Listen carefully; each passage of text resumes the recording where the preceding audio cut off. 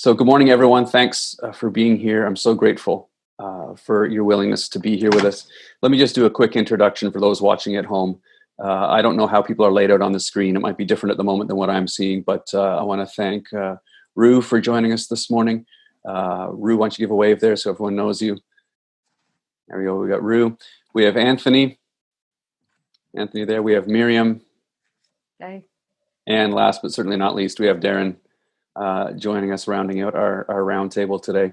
Again, guys, thank you so much for your willingness to be here today as we talk about what are really important things. And I appreciate your vulnerability and your courage, because I know even as we've had the opportunity to talk a little bit leading up to this morning, you've already shared things that reveal the deep feelings and experiences related to the topics we're going to talk about. And I really appreciate your courage, your willingness, your vulnerability to share with us. And I know my desire and the desire on the part of our congregation is to listen and to hear. And so thank you in advance for what we're going to talk about this morning. And I want to just start out with one of the questions that we're going to discuss this morning. And I want to start with a question that really, I think, touches all of us, but I want to specifically hear from you folks this morning. And that is, as you've observed the events of the last couple of weeks on television and in the news, how have those events impacted you personally? What are the thoughts and the feelings that have surfaced for you as you've witnessed what we've all witnessed in the last couple of weeks? Okay, so I will go first. For me, it was a feeling of helplessness and anger. I have a lot of experience with the Toronto Police.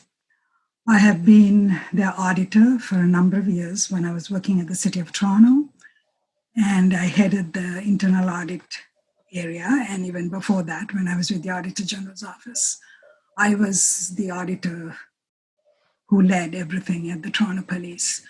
And I've done a lot of social audits. I headed the first ever race relations audit for the audited the Toronto Police. I did Jane Doe sexual assault and domestic violence audit. And I also did an audit of the public complaints system at the Toronto Police. So I have a lot of experience with the Toronto Police, and I've seen the really bad side, and I've seen the good side, and I try as an auditor to be objective. So it was a case of just knowing that I know this happened in the US, but it's very, very similar. Actually, I have some very close personal experience with the Toronto Police as well. So it brought back memories also of the horrific violence that I experienced in Sri Lanka, not against me, but against the Tamil people in Sri Lanka, where I witnessed murder of a young Tamil boy. And it really, really impacted me. So much so, my life was in danger, and my husband at the time, and my little baby, who was 18 months old. We took refuge with the Canadian Embassy for 10 days before they finally got us out of the country at night.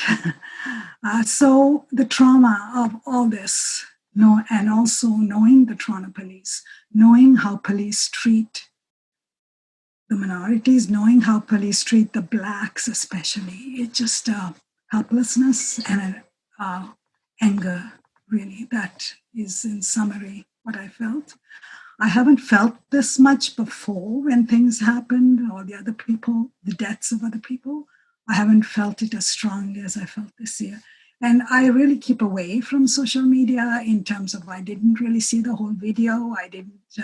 I try to keep away because it's very disturbing to me, and I live by myself. So there's really nobody. I live with my son, but I pretty much live by myself. So there's nobody really talking to me. Nobody who would understand. So that has impacted me.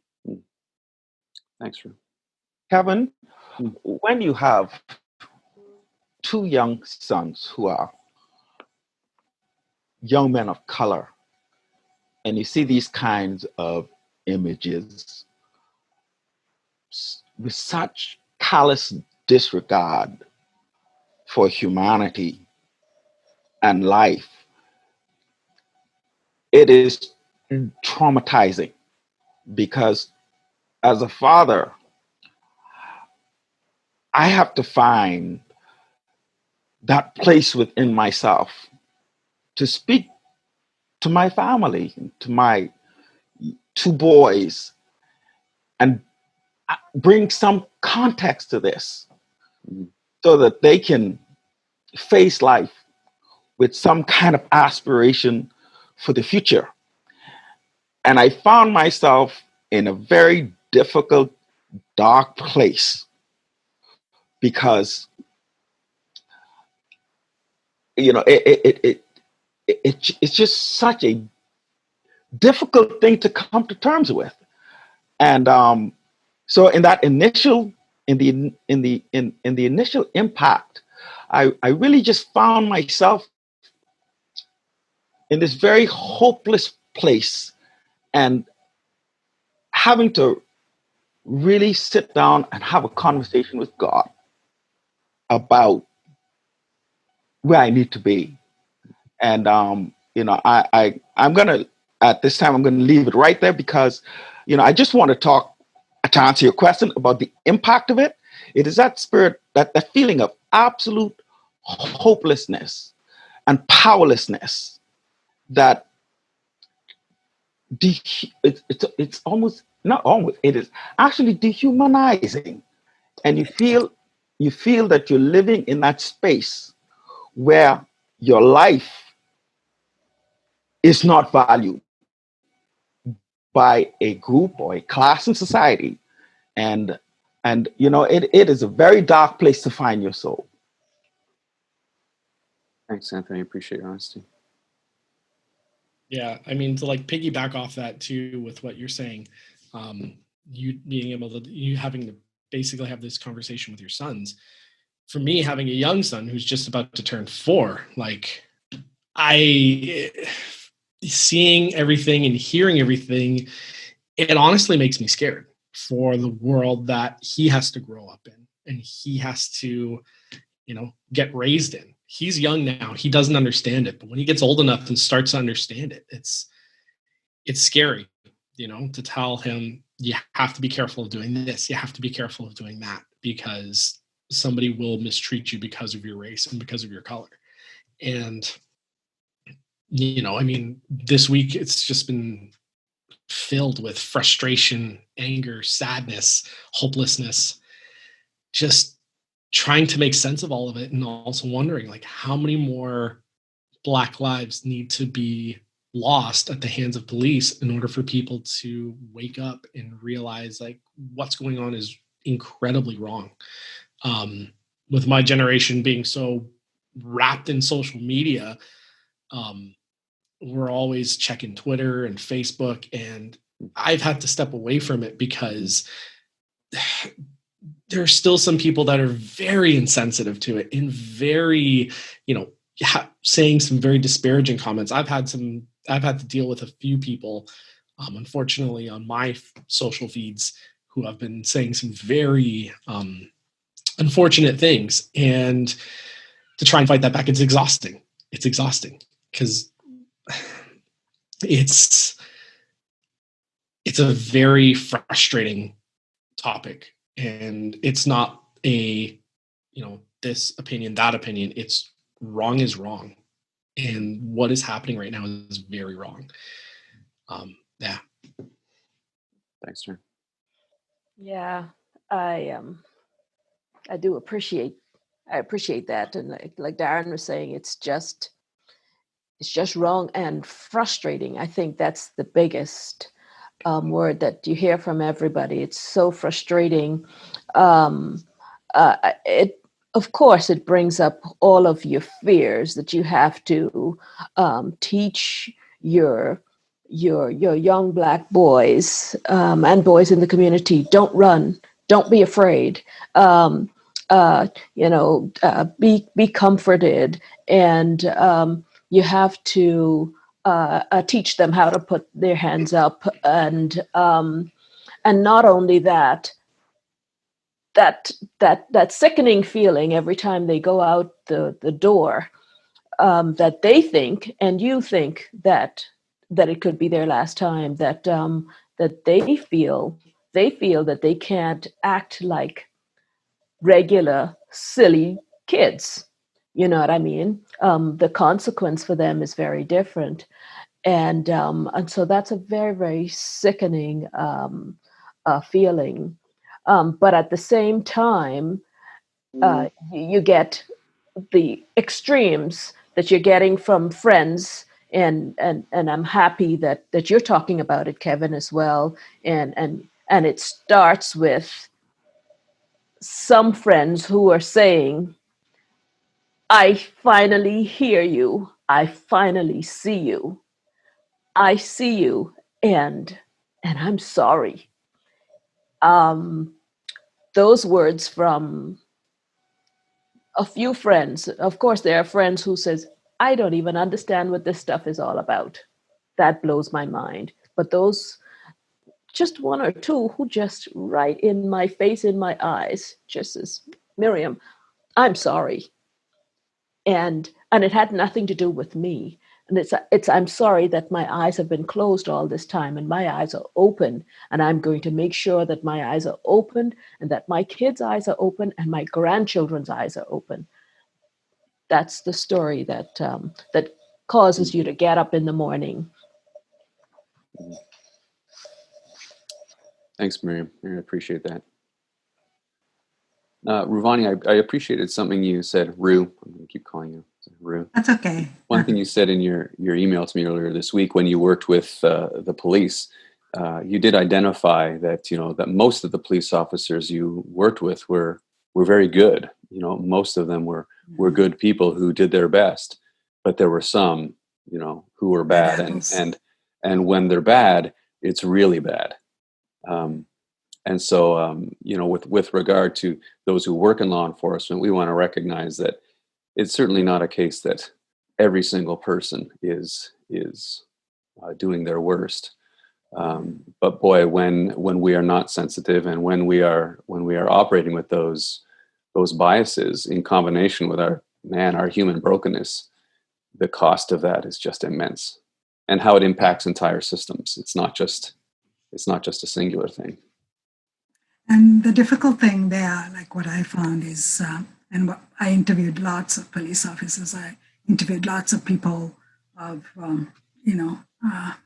lots of Black people when I was doing the race relations audit. And I think one of the key things that struck me was you can come in. I mean, they were hiring lots of police officers, men, women, to represent Toronto, representative of Toronto, who might be different color, who they come in with these grandiose ideas of what change they're going to do, but ultimately you're partnered with the police officer. So you go out on the streets, you have a partner, and after about 6 months, it's so easy to get into that culture of thinking like them, of thinking the same, because somebody's got your back. And if you are going to speak up against something that they've done, it's so, so difficult, because ultimately your friend, your partner, you have to agree with, and it's just human.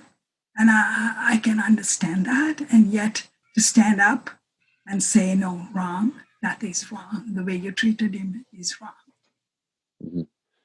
Kevin, to just kind of shed some light on what you just shared with us, one of the challenges that we have is, actually, you in your comment just a few minutes ago, you said that there are good police officers and there are bad police officers. That's a part of the problem for us. We see that, and I'll be very candid with you, Kevin, as very white, because it's always a separation of the good cops and the bad cops. What we see is a system that protects all of them, whether they're good cops or bad cops. When the system closes against a person of color or a marginalized person, it closes. And it doesn't matter whether it's good cop, bad cop, it's It's the way the entire system operates. Because if they have wronged you, they close rank on you. Hmm. You can't get answers. You virtually cannot get the truth. We are just fortunate that we live in a time of social media and smartphones, and we're able to capture those images. Mm-hmm. This stuff has been happening not for decades, for centuries. Mm. But we are just now at a place where the technology allows us to take control of the narrative. Previously, the system owned the narratives. So we don't see, like when I send my kids out, I don't tell them they're good cops and bad cops. You're going to see a police officer. And if he stops you, this is what you need to do. Mm. It's good cop, bad cop. It is the whole system. Because when the system goes rogue on you, they close rank. Mm. And and that has been the experience. Mm. And like I said, I mean, to have experienced this for centuries, for decades, and to only now get to the surface of it because we could control the narrative is telling. Mm. So the ability for things like social media and the smartphone revolution has brought a measure of accountability that has never existed before to the system. And what we're saying is, so what you see in social media is just the tip of the iceberg. Yeah. Right. Think about like back in the early 90s when the Rodney King stuff happened. Mm. It was somebody with like a handy cam in the bushes filming all of this. And there were so many instances like that happening, you wouldn't see it. But in the last, 5 years, there has been so much footage from people of police brutality against people of color. And it's been exposing that and that lack of accountability that the system has against those bad cops and against what is happening. It's almost like us as a community and a public have been creating that accountability and being like, look, this isn't wrong. We're putting this out there. This needs to be seen. This needs to be shown. Mm-hmm.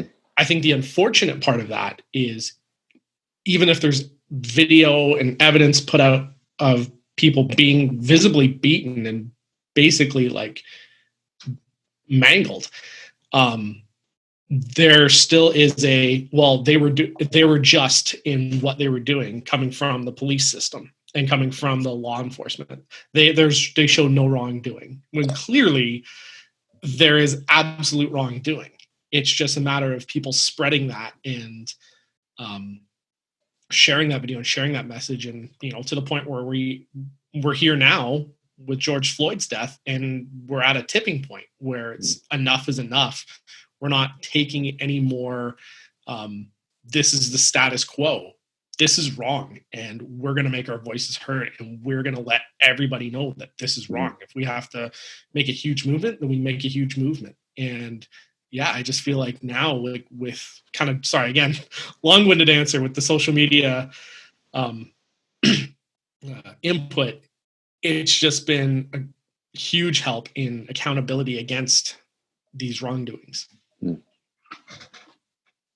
And I see it as exposure. I hope for accountability, but it's being exposed, and the light is being shone in the dark places, literal dark places where there wasn't any light, and so we could all be quiet and pretend as if it's not happening, and not only pretend, we could just not know and not be interested in certain stories or certain degrees of inhumanity, especially if it's in our doorstep. At our doorstep, we could ignore those or pretend as if they don't exist, and continue going on. But at least it's exposing that. Now we're going to see, like you are starting the conversation right now, that's amazing that we could even have this conversation that says, okay, let's do something with this. Where do we go? How do we do this? Yeah, and Anthony, I appreciate your correction, because my own comments reveal that as a white person, there's certain ways of thinking that I've never had to engage in. And this is what I hope will be an example to to all of us who look like me is that we don't even know what we don't know. I mean, it's great for me to talk about systemic injustice, but it's a very academic thing to me because it's not been something that I have experienced personally. And so thank you for being honest with me. And when we talk about a conversation continuing, I think that that's the kind of thing that the conversations necessarily need to include. And you mentioned something to me last week, Miriam, how oftentimes when you experience, when you have situations or experiences where you're running up against, whether it's the system or whether it is social resentment or marginalization, that you sometimes, you said there's a tendency that you feel just don't talk about it. You've just got to be quiet about it. Don't rock the boat. Is that true? How have recent events compelled you guys to feel differently about that? Oh yeah, not just don't rock the boat. If I'm to be frank, you're told quite categorically and specifically, if you bring this subject up, and you know the system is going to close rank, and when the system close rank on you, you have to be careful now that everything that you do will be evaluated. And I have to be careful, even in a conversation like this, that my kids are lifted up and not seen as, the victims. And even right now, there's something beautiful about the young people I hear, Darren and all of the young people as I watch them downtown. They're saying, pull back those veils. We're going to be heard. We want you to hear us, but also we want to hear you, because now we're seeing weeping happening, not just from us, but from humans everywhere who's saying, humanly, this is unacceptable. And that's the point of not just talking, but talking where you don't feel like there's anything that will come out of that talk except hurt. Yeah, Kevin, the other side of the issue is privilege, because that is what is really at the heart of it. Privilege is being in that place where the cards are stacked in your favor, and it feels good. It's power, it's influence, and because privilege feels good, sin usually does. People fight very hard for it.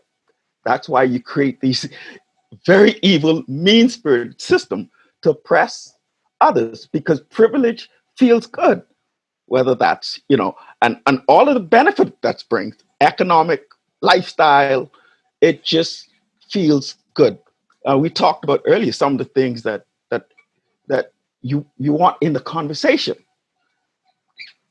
The challenge with privilege is that privilege doesn't want to talk about the issue, doesn't want to hear it, doesn't want to talk about it. And if you do, privilege will stop you. And that's that is at the heart of the challenge that marginalized people face when they come against systemic racism, because on the end of it is privilege, and we, of course, we're talking about the privilege of white people. They privilege allows them to own virtually all of the systems: the judicial system, the law enforcement systems, the economic systems, and on the other end of it, you see how hard it's fought for to be maintained, because it feels good. Yeah, and the conversation itself necessitates a relinquishing of power. the challenge, the heart of the challenge. Yeah. So, sort of springing off that, I'm pretty confident that most of the people in our community, you know, if we're talking Oakville, Mississauga, Burlington, the GTA. I mean, we live in an area where, you know, people are reasonably educated and successful, and I think most people would give intellectual assent to, yeah, that racial oppression and systemic racism is real. And yet people who look like me do not, on a deeper level beyond the intellectual academic level, really have any idea what that looks like. Would any of you be willing to share a specific example of where you've encountered this? And if you don't want to, if you're not comfortable with that, I give you the complete freedom to not answer. But could you give some of our people an example?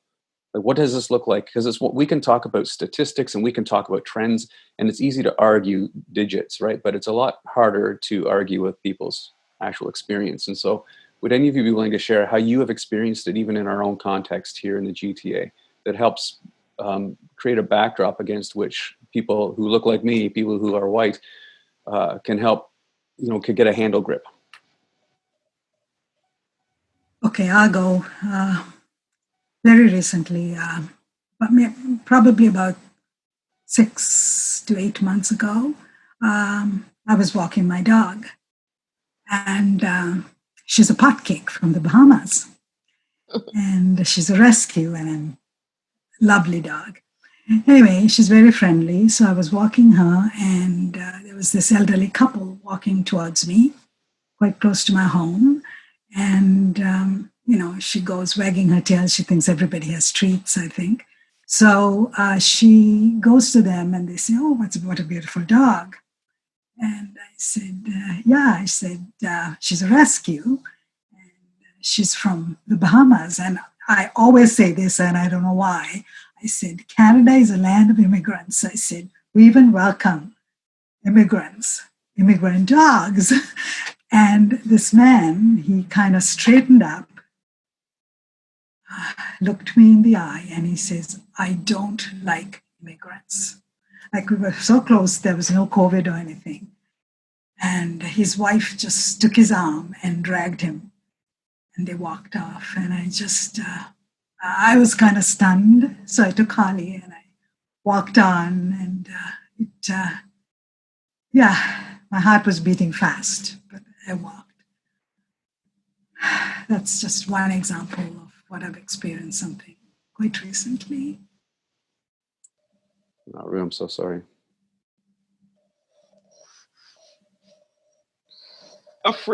Kevin, a freak has been coming to Canada as a very skilled professional, and this has been just a recurring experience. I mentor and coach people. I can mentor and coach a white individual for an interview for a position in a company. And they can go in, have that interview, get that job. If I interviewed for the very same position, I'm shut out. And I'm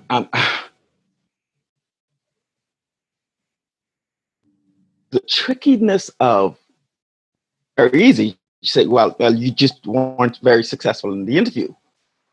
But when I consistently I'm able to coach individuals for executive management positions, and they're able to go in not understanding that white individual was coached, mentored, and prepared for that interview by a person of color and be successful with the job.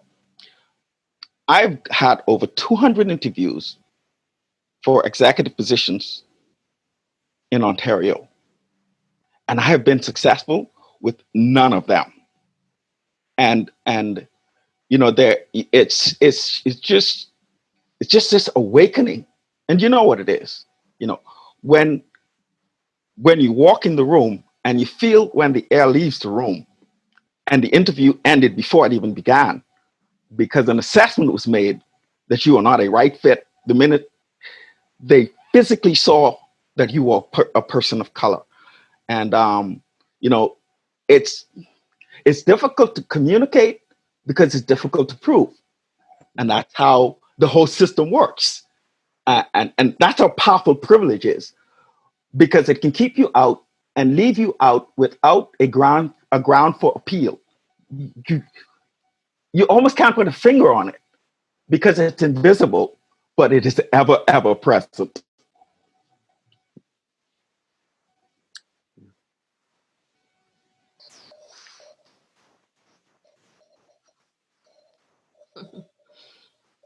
I don't even know if I have to get permission from my kids, but one of my kids ran out of bags taking taking our dog for who's my dog is an American rescue. So we do have international dogs here, but a beautiful little dog. And took him for a walk around the neighborhood, and he ran out of bags because the dog decided to do a little thing. And so just 3 houses or so down from me came home to get another bag and just decided to jog there with the dog and was about to go back. And I just heard, I happened to be home that day, just screaming and cursing and the foulness. I've never heard anything like this in my life, in not just in my neighborhood, but not ever in my life, screaming and calling the most ridiculous curse words. And when I stood up from my window, I saw somebody behind my son cursing him the worst words in the world. And I just ran out there. I just thought, gotta be something crazy. And he came running and says, Mom, I just came to get another bag and I'm going there. I told this man that I was getting another bag, and he just called him the foulest of things, and then started at me. And I walked behind him. I says, this is absolutely not right. And he went back in his house and told me the words, slammed the door in my face. But that wasn't the end of it. The next morning, Humane Society sent to my door to complain that we had a problem. And there we are. And, when I told the lady what had happened, she just dropped in such a beautiful young lady. She just dropped in such embarrassment. She says, I can't believe that I was used to be a part of something so rotten like this. She says, please excuse me. But, how nasty was that? I don't like to dwell on those kinds of stories, but it is real, and you asked the question. So anyway, yeah, let's be done with that.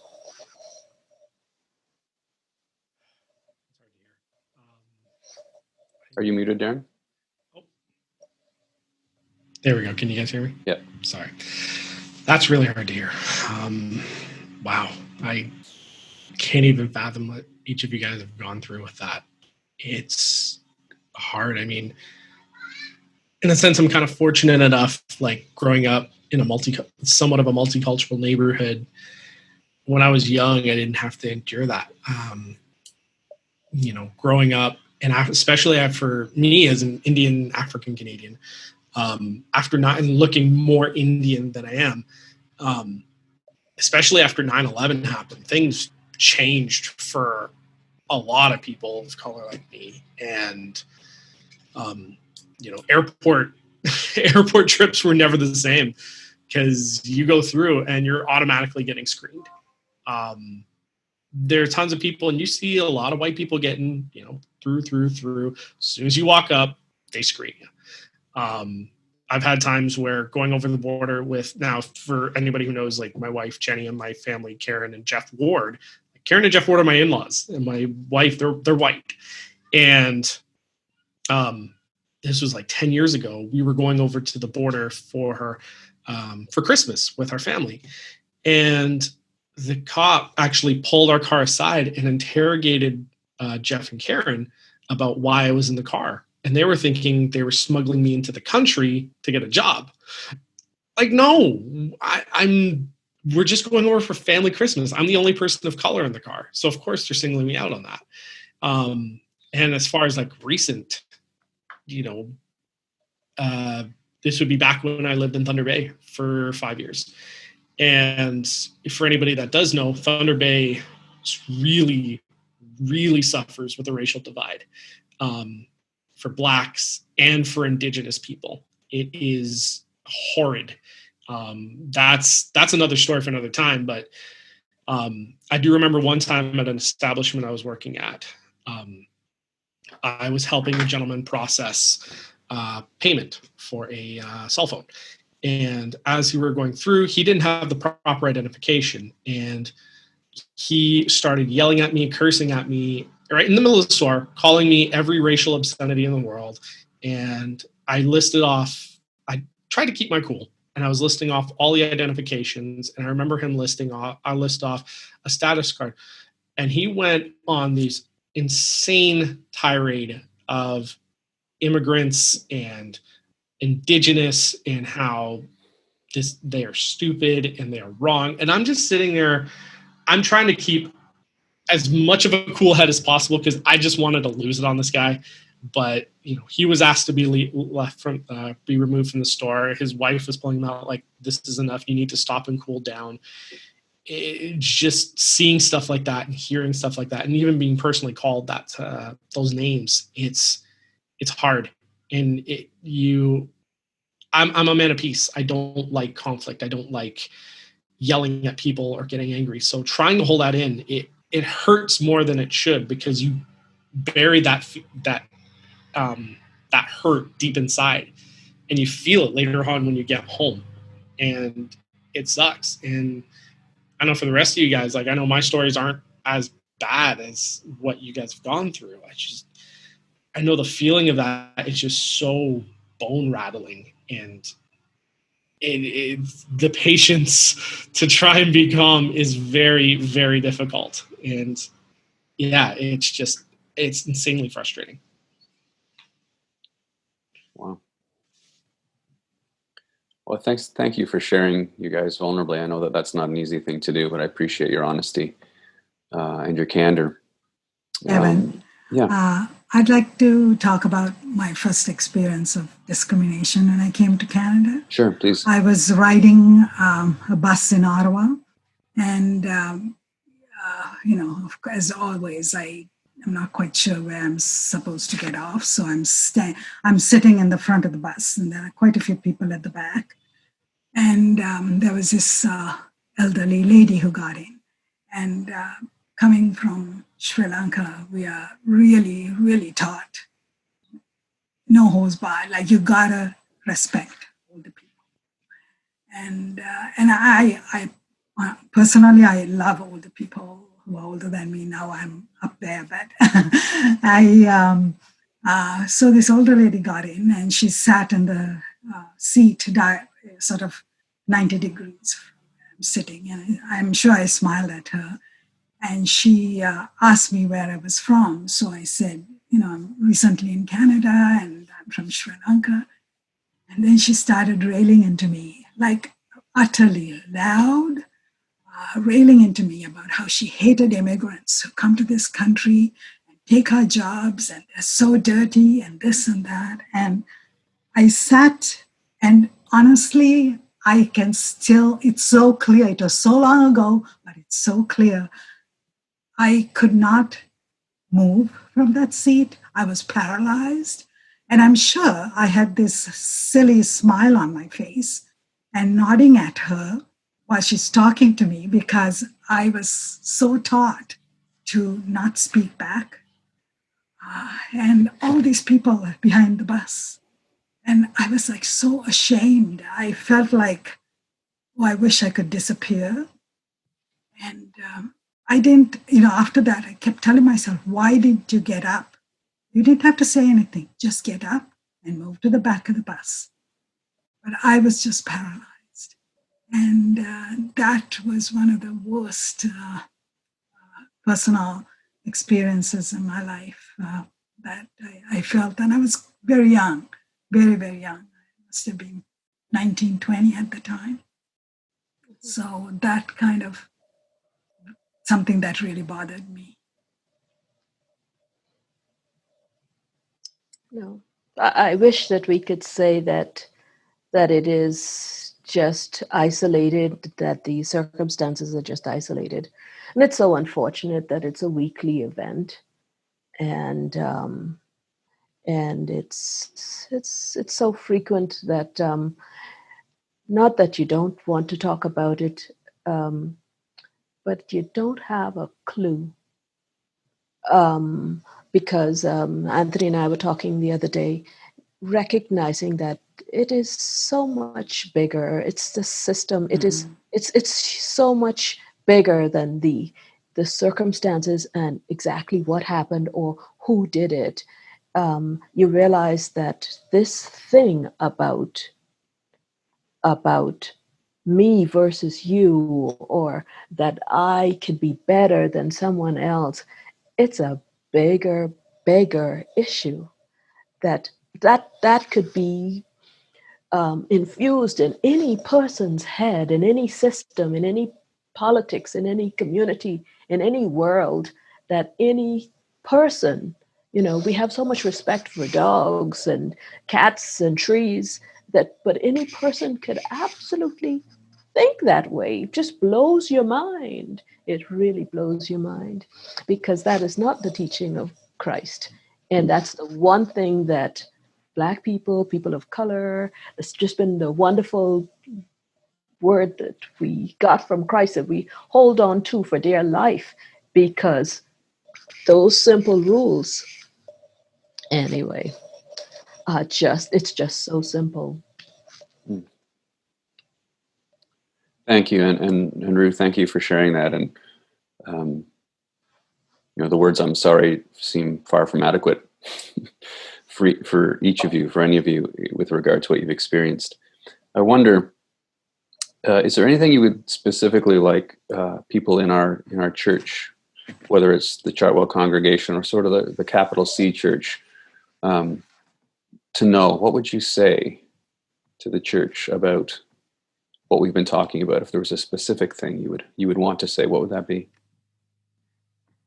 Kevin, what is actually adequate that really has stood out for me, and it's really brought about amid this conflict a renaissance, a rebirth in my belief, confidence, and faith in the gospel of Jesus Christ. When I look at all the things that's going on, Kevin, the public outrage and how people express themselves about this, the awakening that some people are going through. And I mentioned earlier about just finding myself in a very dark place and having to say to God, God, you have to help me here. How do I present this to my family, to my sons, and to the world in a way that adds value to it? And I tell you, I had a reacquaintance with the gospel, and to come to understand that Christ did this a long time ago. He saw this. First thing was, he said, to love your neighbor as yourself. You don't get to cherry pick them. You don't get to choose them based on race, color, nationality. It's unequivocal. Love your neighbor as passionately and as energetically as you love yourself. If we could do that, the Church of Jesus Christ, believers, if we just live the gospel, we immediately begin to add value to the whole circumstance. We really become what Christ said that we would be, which is the salt of the earth. If we love our neighbors truly as we love ourselves, we're not so judgmental judgmental. And you know, that judgmental attitude is a thing that a lot of uh, discrimination sits on, of all marginalized groups in our community. This attitude of judgment. You know, when we love our neighbor like we love ourselves, we don't judge them. And you know, and then Christ said, he went even further. When I look at, you know, all of the conflicts we're having, you know, how do I tell my sons to carry this? I have to tell them that the love that Christ spoke about is really the only resolution to this circumstance for all of us. If we really open ourselves to the love of God in the way that he sees humanity, his creation, it really changes things for us. Um, Christ said, you know, I want you to do more than to just love your neighbors yourself. I want you to love your enemies. You know, the perpetrator, I want you to love him, because what you see in him is the seed of original sin, but he is my creation, still humanity. And you know, that really changed some things for me in these times, because I mean, God is asking us to love in a way that is amazing. And in that love, I began to realize that my faith perhaps has the best answer to this kind of conflict. If we live the gospel, if we truly live it, I, that is the only path I see for. That is the hope that I've given my family. You know, Miriam and we went through this earlier this week. Miriam cries about everything. She was just, you know, she was just weeping her heart out. But it brought, in the middle of all of this, it has brought such confidence and joy to me to know that the gospel, living the gospel, changes it. It changes it for me in the middle of this conflict as a man of color. When I feel anger and frustration, and I feel the mandate of God to sacrificially love my neighbor as I love my own, as passionately as I love myself, uncompromisingly. That amazes me and changes me. Amen.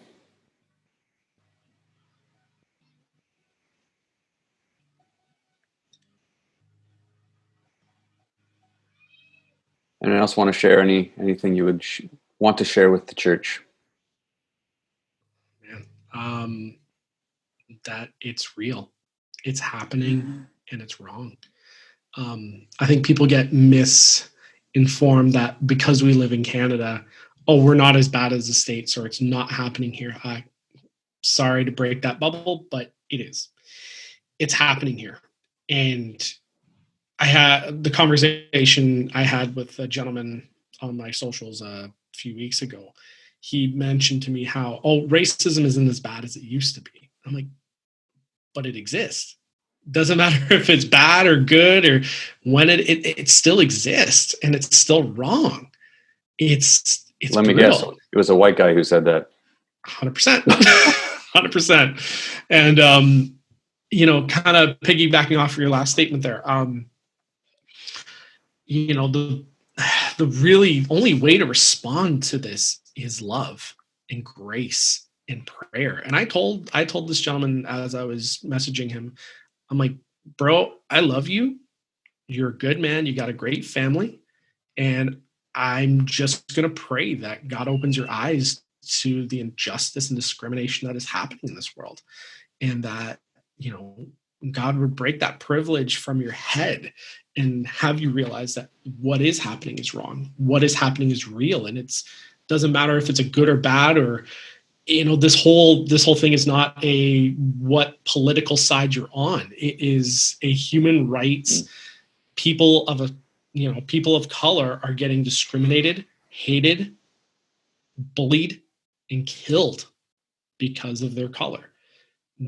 It's happening. And in Canada, it's bad with African Canadians, Indian Canadians, especially Indigenous Canadians. It is happening in this country. And if we keep talking about it and we keep raising this issue and we keep calling things out as they are, that's like the biggest thing that's going to help. But especially as people of faith and our belief and our faith in Jesus Christ, to pray for these people, that their eyes would be opened, and responding to them in love and truth and grace. And it's hard to not just spew, oh, well, you're an idiot. What are you doing? Like, stop it. And just, saying some really insulting remarks back to that person. As much as you want to be insulting, don't. Show them love and tell them, I'm praying for you. I pray that God would open your eyes and soften your heart to this issue. Like, that's really all we can do, is just pray for these people and just show the compassion and love that God has shown us in our lives. So, And I just want you to know that my tears are love tears all the time. But it's an incredible thing to treat your neighbor as yourself and to love without measure. I mean, what would I do? That I will look out for your son the same way I'd look out for my son. That I would call you up. I will feed you the same way I feed my sister. And that I would, I would touch you and I'd feel your pain the same way I feel my own pain. That's an incredible thing, an incredible challenge we have there. Thanks for saying that again, Anthony, for wiping me out again. But for Kevin, I appreciate truly that the conversation, if we keep talking about it and we keep showing the same concern, I can't see how that's a small step in towards a great goal. I would say, Kevin, if I was to say anything, it's to be informed. Don't live thinking that it doesn't happen in Oakville. It happens in Oakville.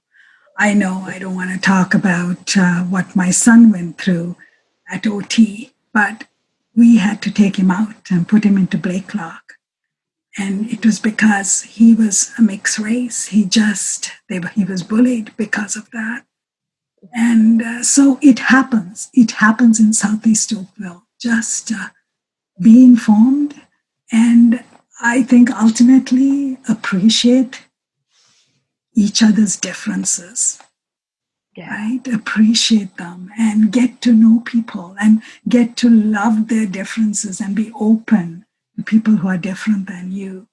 And I think that is a key thing. And I think all of us have to fight some form of prejudice, regardless whether we are Black or brown or whatever. Each of us have that within ourselves. But with Christ's help, to be open to people who are different, to love them. And I think I can say for myself that the last 2 weeks, I've been so much more aware of people passing by my home when I go out for walks with Harley. I just do. And I know just smiling with people is, you got to carry it further. But just to get involved in the lives of people who are different, one person at a time, to teach your children. That's the other thing. Teach your children, emulate what it's like to love people who are different than you. Because they learn by the actions. I mean, they learn by what they see in what you're doing. So. Yeah, that's something I've actually been teaching Elias, my son, is I look at him, I'm like, Elias, I want you to know something. I want you to love everyone. No matter who they are, no matter if they're a boy or girl, if they have skin color like daddy, if they have skin color like mommy, love everyone. He's like, okay, daddy. It's just constantly just teaching our young ones that. It's just to love everybody. And there's been a lot of fun little posts I've been seeing of how, you see like a black child and a white child just run up to each other and give each other a huge hug. And there's this one other video of this dad, and he's white, talking to his white son and being like, what do you see here? And it's a bunch of images of, a black child and a white child hugging or holding hands or high-fiving or having fun. And instead of saying, oh, he's this color and he's that color, the child's explaining, like, they're hugging. Oh, he's giving him a kiss. Oh, they're holding hands. All their children don't see color. Exactly. When they're that small. It's what you teach them. Yeah. Exactly. Racism is not, you're not born with racism, you're taught racism. Yeah. And that, as parents, like, that's our biggest goal, is to teach our kids to love everybody unwaveringly, no matter what color, and no matter what race they are, just to love people and bring joy and happiness and peace. That's been like one of my missions, just with everybody, especially during this COVID pandemic, is, bringing joy and bringing love and peace, because it's a frustrating time. And now with everything happening, especially after George Floyd, it's even more apparent to bring more love and more joy in, to just, share that love that God has given with us. And especially with people that see things a very different way than we do. And by showing them grace and praying for them and loving them. To know as well that our kids as well, and other people who are dealing with these issues, are dealing with real issues, that we also won't tolerate, that we have to be a part. And my friends at church and all through the community who do believe in this stuff, to not be quiet sometimes, or even in the school systems, when we do see the school systems or the community systems, all those systems closing rank. Somebody has to step out every now and then and say, I'm not going to step in rank with that. I'm not going to close that system and call out. When we see our kids who are treated very differently and very wrongly, and see them oppressed and so subjected to unfair punishment, it's long been a partnership from every single change that has had, from abolishment of slavery and every radical change has come from someone of white and all colors standing up together, especially those ones in their own race, saying, we no longer accept this. Not just, I'm hearing what you have to say, but this is incensed to me. And that is the revolution, I think, that can and will come of this, that we as Christians, we as people would see. In my prayer, just as Ruth said there, it is learned, but in our prayer session, one of the ladies mentioned that her kids were reading something, and they just saw all the kids. They thought all people were silver. So they didn't know there was a difference in color. And, our kids don't know that. They're in high school, and now they're starting to shift. It's starting to shift, and you see them started being evaluated by this thing that my kids didn't know that coming up. They didn't even know they had a different color until, oh my goodness, here goes, it comes now. So if we'd have some more compassion with what's really happening, and standing up and saying, okay, we won't tolerate that either. Well, I could sit and chat with you guys all day long. And like I have said, I hope that this is the first of an ongoing conversation that we can engage in. I want to reiterate my deep appreciation to each of you, Rue, Anthony, Miriam, Darren, for your willingness to be here today and to speak openly and vulnerably with me, but with all of us. So I really am very, very grateful for your willingness to be part of it. Thanks. Certainly. Have a great day, you. Kevin. Yeah, thanks for being here, and look forward to seeing you guys hopefully sooner then later. Once we can all leave our houses again. Thank you, Kevin. Thanks for being here. Bye-bye. Thanks, guys. Thanks, Take guys. care. Bye. Appreciate it. Nice meeting you, Bye. Anthony. Pleasure.